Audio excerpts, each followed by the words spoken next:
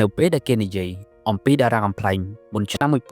1975ដែលមានរូបរាងស្គមកំប្រឹងមុខស្រួចសំដីនិយាយមិនច្បាស់នោះប្រកាសណាស់គេច្បាស់ជានឹកឃើញដល់តារាកំ pl ែងមួយដួងដែលមានឈ្មោះថានីត្រង់ដឺតារាកំ pl ែងនីត្រង់ដឺជាតារាកំ pl ែងមួយរូបមានឈ្មោះល្បីល្បាញនៅក្នុងប្រទេសកម្ពុជានាសម័យសង្គមរាស្ត្រនិយមនិងសម័យសាធារណរដ្ឋខ្មែរក្នុងចំណោមតារាកំ pl ែងជាច្រើនដួងនីត្រង់ដឺជាសិល្បករកំ pl ែងមួយដួងមានឈ្មោះល្បីល្បាញគួរឲ្យកត់សម្គាល់តារាកំ pl ែងចំនួនដើមនិងជាម្ចាស់សំណើចខ្ចោលបំពង់ស៊ីម៉ាំងរូបនេះមានរូបរាងស្គមកំប្រឹងកម្ពស់ខ្ពស់ល្មមមុខស្រួចបើឃើញល្មមក៏ចង់សើចដែរងាកមកចាប់អារម្មណ៍អំពីប្រវត្តិខ្លះៗរបស់នីត្រង់ដឺតើលោកមានប្រវត្តិនិងដំណើរជីវិតយ៉ាងដូចម្តេច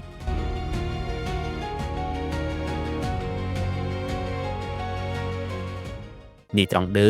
មានឈ្មោះដើមហៅថាយិនប៊ឿនកើតនៅក្នុងឆ្នាំ1942មានស្រុកកំណើតនៅថ្មាតពងស្រុកសង្កែខេត្តបាត់ដំបងនីត្រង់ដឺមានប្រពន្ធម្នាក់តែមិនបានរៀបការជាមួយគ្នានោះទេនឹងបានរស់នៅក្នុងខេត្តបាត់ដំបងនោះហើយអ្នកទាំងពីរមានកូនមួយ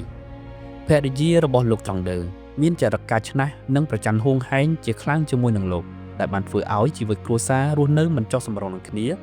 រហូតឈានដល់ការបែកបាក់គ្នាតែម្ដងលោកចិនបឿនឬនីត្រង់ដឺមានឪពុកឈ្មោះឈិនផាជាអ្នកសិល្បៈម្នាក់ផងដែរដែលមានទីកន្លែងកំណើតនៅថ្មាតពងស្រុកសង្កែខេត្តបាត់ដំបងនិងម្ដាយឈ្មោះដូចបូរស់នៅច្រាបប្រសាំងស្រុកបាត់ដំបងខេត្តបាត់ដំបងដូចគ្នាក្រោយពីឪពុករបស់លោកបានទទួលមរណភាពម្ដាយរបស់លោកក៏បានចូលបម្រើជាទាហានផងដែរតារាកំ pl ែងស្គមកំប្រឹងនីត្រង់ដឺមានបងប្អូនបង្កើតចំនួន4នាក់ប្រុស3ស្រី1នៅក្នុងចំណោមបងប្អូនប្រុសរបស់នីត្រង់ដឺមានម្នាក់ឈ្មោះត្រង់អងក៏ជាអ្នកសិល្បៈផងដែរហើយលោកត្រង់អងក៏ជាអតីតមន្ត្រីយោធាសម័យសាធារណរដ្ឋខ្មែរទៀតផង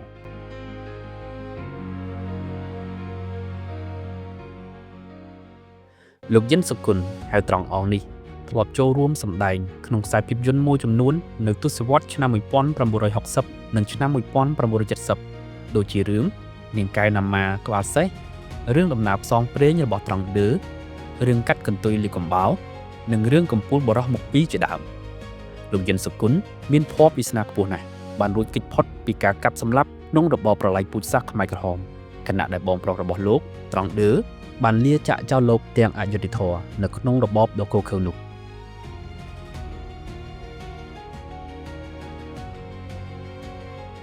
យើងងាកមកមើលអំពីប្រវត្តិការងារនិងប្រវត្តិជីវិតរបស់លោកយិនបឿនហៅនីត្រង់ដឺនេះវិញលោកយិនបឿនឬនីត្រង់ដឺពុំបានសិក្សារៀនសូត្រអ្វីច្រើនទេ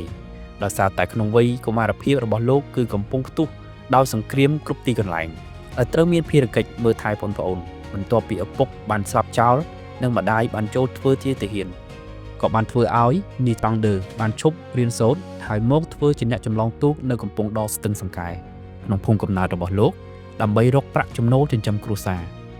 តារាកំ pl ែងមុខស្រួចនីត្រង់ដឺនៅទសវត្សរ៍ឆ្នាំ60លោកបានចាប់ផ្ដើមជីវិតផ្សងព្រេងមករស់នៅក្នុងរាជធានីភ្នំពេញតែម្នាក់ឯងយ៉ាងកំសត់នៅពេលដែលមកដល់រដ្ឋធានីភ្នំពេញដំបូងដោយសារមិនមានចំណេះនិងជំនាញនឹងគេលោកក៏បានចាប់អាជីពជាអ្នកវាយសារ៉ាស្បែកជើងនៅតាមហាងកាហ្វេរោងភាពយន្តនិងរោងល្ខោននានាក្រៅពីកិច្ចការនេះលោកក៏បានឆ្លៀតពេលទៅធ្វើកម្មករសំណង់បន្ថែមទៀតដើម្បីរកប្រាក់ចិញ្ចឹមជីវិតនិងផ្គត់ផ្គង់គ្រួសារនៅឯស្រុកជីវភាពនៅតែមិនល្អប្រសើរនិងមិនអំណោយផលដល់ជីវិតរបស់លោកយិនបឿនឡើយទើបលោកបានស្នើសុំដល់អ្នកស្រីអ៊ុងវ៉ាងបម្រើការជាកូនឈ្នួលនៅក្នុងវង់ល្ខោនរបស់លោកស្រីក្នុងនាមជាអ្នករត់វាំងននជារៀងរាល់ថ្ងៃលោកយិនបឿនតែងតែនិយាយលេងផ្ដោះផ្ដងជាមួយនឹងអ្នកល្ខោននានាដែលធ្វើឲ្យគេផ្ទុះសំណើចគ្រប់គ្នាស្របពេលជាមួយគ្នានោះអ្នកស្រីអ៊ុងវ៉ាងដែលជាថៅកែល្ខោនឃើញការនិយាយស្ដីនិងកាយវិការរបស់លោកហើយក៏ចាប់អារម្មណ៍យ៉ាងខ្លាំងរួចអ្នកស្រីក៏បានហៅលោកយិនបឿនឲ្យសាក់លបងសម្ដែងជាតួត្លុកសម្រាប់កំដរឆាក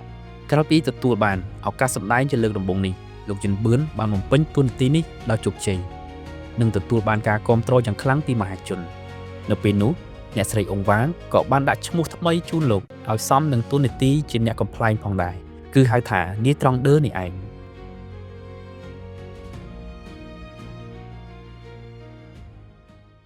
ក្រោយពីការសម្ដែងជាតួត្លុកមួយរយៈនិងទទួលបានការគាំទ្រយ៉ាងខ្លាំងពីមហាជនបានធ្វើឲ្យលោកទទួលបានឱកាសចេញសម្ដែងសឹងតែគ្រប់ពេល នៅពេលដែលក្រុមល្ខោនចេញទៅសម្ដែងនៅទីណាម្ដងតាមរយៈការសម្ដែងនេះក៏បានធ្វើឲ្យជីវភាពនីត្រង់ដឺកាន់តែល្អប្រសើរបន្តិចម្ដងហើយនាយក៏បានរៀបអាពាហ៍ពិពាហ៍ជាមួយនឹងភរិយាថ្មីនៅឆ្នាំ1964ដែលជានារីរបាំនៃវងល្ខោននោះតែម្ដងដោយទទួលបានកូនចំនួន4នាក់ដោយមើលឃើញនៅភាពកំប្លុកកំប្លែងរបស់នីត្រង់ដឺបានធ្វើឲ្យថកែរោងភាពយន្តជាច្រើនបានចាប់អារម្មណ៍នឹងលោកហើយបន្ទាប់មកនៅក្នុងឆ្នាំ1963នីត្រង់ដឺមានសំណាងបានទទួលតួនាទីជាតួកំប្លែងក្នុងខ្សែភាពយន្តតាមរយៈផលិតករល្បីៗជាច្រើនដែលបានមើលឃើញនៅទេពកោសល្យនិងបច្ចេកទេសកំប្លែងរបស់លោកនៅក្នុងវងល្ខោនរបស់អ្នកស្រីអ៊ុនវ៉ានហើយខ្សែភាពយន្តដំបូងរបស់លោកយិនប៊ឿនឬនីត្រង់ដឺដែលបានសម្ដែងរួមមានដូចជារឿងគួរឲ្យចុកឈាមរឿងខ្យងសាំងរឿងភរិយាពីរជាដើមក្រោយមកនៅឆ្នាំ1968លោកត្រង់ដឺមានសំណាងដ៏វិសេសវិសាលដោយបានចូលរួមសម្ដែងក្នុងខ្សែភាពយន្តរឿងរស់ដោយសប្បាយថ្វាយសម្ដេចឪគឺព្រះបាទនរោត្តមសីហនុតាមរយៈខ្សែភាពយន្តនេះបានធ្វើឲ្យទស្សនិកជនចាប់ផ្ដើមស្គាល់លោកជាបន្តបន្ទាប់ហើយក្រោយមកនៅក្នុងឆ្នាំ1969លោកត្រង់ដឺក៏បានចូលរួមបង្ហាញខ្លួនក្នុងឆាកមហោស្រពភាពយន្តជាតិលើកទី1ផងដែរតាំងពីពេលនោះមកកិត្តិនាមរបស់លោកល្បីល្បាញទៅពេញប្រទេសកម្ពុជាដែលធ្វើឲ្យមហាជនចូលចិត្តនិងចង់ទស្សនាការសម្ដែងរបស់លោកជាខ្លាំងគ្រានោះហើយដែលជីវភាពរបស់លោកកាន់តែរីកចម្រើនទៅដោយលោកបានចាប់ផ្ដើមទិញផ្ទះវីឡាមួយខ្នងនិងឡានមួយគ្រឿងសម្រាប់ប្រើប្រាស់ទៀតផង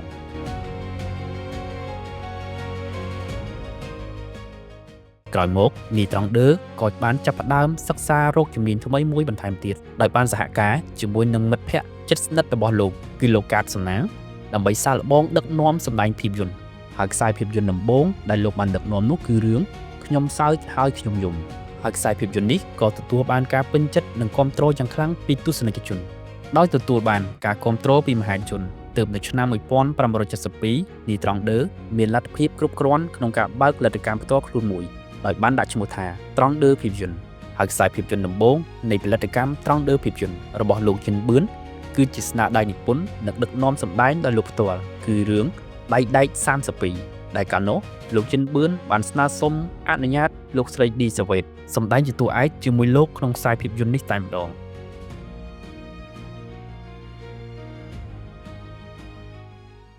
លោកយិនប៊ឿនហៅនីត្រង់ដឺបានទទួលជោគជ័យជាហូរហែនៅផលិតកម្មរបស់លោកនិងលោកបានផលិតខ្សែភាពយន្តផ្សេងៗជាបន្តបន្ទាប់ដូចជារឿងកាត់កន្ទុយលើកំបោររឿងឪពុកក្មេករកកូនប្រសានិងរឿងមន់រងាវពីរដងបងទៅរកអូនជាដើមនៅក្នុងរយៈពេលជាង10ឆ្នាំនៅក្នុងជីវិតជាអ្នកសិល្បៈចាប់ពីឆ្នាំ1963ដល់ឆ្នាំ1975លោកត្រង់ដឺបានសម្ដែងខ្សែភាពយន្តបានជាង100រឿងក្នុងនោះក៏មានខ្សែភាពយន្តជិត10រឿងដែរដែលលោកសម្ដែងជាតួឯកក្រៅពីផលិតកម្មរបស់លោកមានដូចជារឿងធនជ័យរឿងសង្គមបាញ់រលករឿងកំចិលអាំងផេះនិងរឿងអាខ្វាក់អាខ្វិនជាដើមតារាកំប្លែងនីត្រង់ដឺក៏បានបន្សល់ទុកមរតកមួយចំនួនដែលលោកបានច្រៀងចម្រៀងដាក់បញ្ចូលនៅក្នុងខ្សែភាពយន្តហើយចម្រៀងទាំងនោះបានបន្សល់ទុកដល់សព្វថ្ងៃដូចជាបទ32លក់គុយទាវនិងបទត្រង់ដឺលក់ប្រហុកជាដើមនីត្រង់ដឺបានចូលរួមសម្ដែងស្ទើរគ្រប់ផលិតកម្មទាំងអស់ដូចជាផលិតកម្មរន្ទះពេជ្រភាពយន្តរបស់អ្នកស្រីលីប៊ុនឃីមផលិតកម្មបាក់សីឋានសួគ៌ភាពយន្តរបស់លោកអ៊ីវងហែមផលិតកម្មឥន្ទ្រីទេពភាពយន្តរបស់លោកពាវឆៃលៀងផលិតកម្មហេបពៀនភាពយន្តរបស់អ្នកស្រីលីយូស្រាំងផលិតកម្មព្រះខ័នពេជ្រភាពយន្តរបស់លោកលីវ៉ាផលិតកម្មប្រាសាទមាសភាពយន្តរបស់លោកសារវុធផលិតកម្មកងចាក់ភាពយន្តរបស់លោកអ៊ូងកុនធុនផលិតកម្មវិស្ណុភាពយន្តរបស់លោកវ៉ាន់វណ្ណៈផលិតកម្មអប្សរាភាពយន្តរបស់លោកស្រីលីសុងហេងផលិតកម្មសវណ្ណគិរីភាពយន្តរបស់លោកហ៊ុយកឹងនិងផលិតកម្មកងពេជ្រភាពយន្តរបស់លោកជានុជាដើម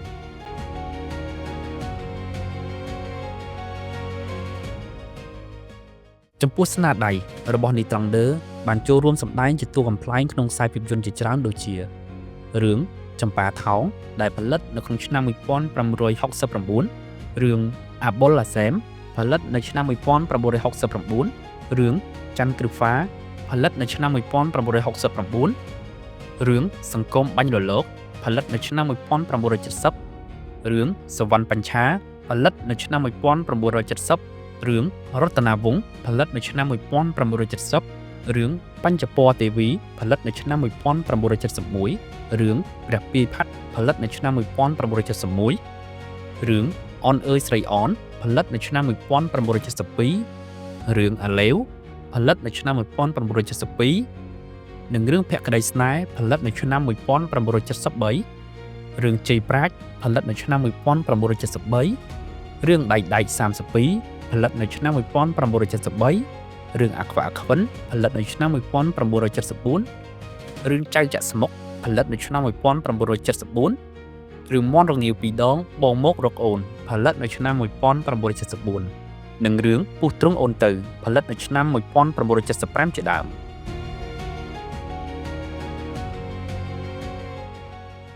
ខ្សែភាពយន្តខ្មែរក្នុងឆ្នាំ1975ស្ទើរតែគ្រប់រឿងទាំងអស់ផលិតករភាពយន្តតែងតែបានដាក់បញ្ចូលបន្ថែមរសជាតិដោយបានបញ្ចូលឈុតឆាកកំប្លែងនានាដើម្បីញ៉ាំងឲ្យខ្សែភាពយន្តទាំងនោះល្អប្រសើរក្នុងនោះទស្សនិកជនខ្មែររាប់លាននាក់បានទស្សនាសោយកាកាយរីករាយដោយសារតែកាយវិការកំប្លែងរបស់តារាកំប្លែងនានាតាមរយៈពាក្យសម្ដីទឹកមុខនិងកាយវិការដ៏រស់រវើករបស់ពួកគាត់ផងដែរលោកចិនបឿនបានទទួលមរណភាពនៅក្នុងឆ្នាំ1977ក្នុងសម័យកាលដ៏មហាសែនខ្មៅងងឹតហៅបន្លឺគឺកម្ពុជាប្រជាធិបតេយ្យ1975ដល់1979នៅតំបន់រៀមគុណការបាត់បង់នៅតារាកំប្លែងដ៏មានកេរ្តិ៍ឈ្មោះរូបនេះបានធ្វើឲ្យប្រជាជននិងអ្នកដែលនិយមគាំទ្រលោកមានការសោកស្ដាយចំពោះការបាត់បង់នៅវត្តមានរបស់លោកជាអនេក